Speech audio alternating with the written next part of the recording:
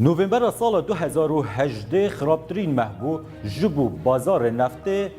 یه جیهانی زیادترین هلکشان و داکشان نرخان هاتیه تومار کرن که نیگرانی و دلتنگی جالی برهم هنر فروشیار و بکرانجی درست کریه اوپک لشش و هفته اوه مهه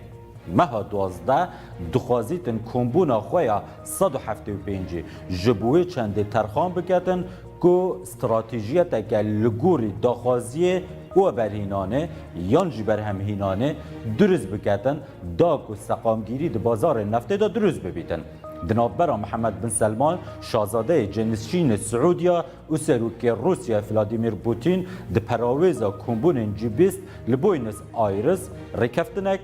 هاتیا راگهاندن که دوی برهمینانا نفته کم ببه جبو نرخ نفته سقامگیری د بازار جهان دا درست بکتن رکفتنه که بدل سروک امریکا دونالد ترامپ نینه اجبر که او دخوازیتن نرخ نفته به بردوامی کم ببن یک جه بربستن دنیا مزن لهمبری اوپک دعوی کمبونه دا خاطر خواستن قطر جاوی سازی پشتی 57 سالان ده اندامتیه دبه که پرزگریکن جیوپولیتیکی اندنافبرا ایران، سعودیا، قطر ولات دنیا کنداوه هر وسط دنافبرا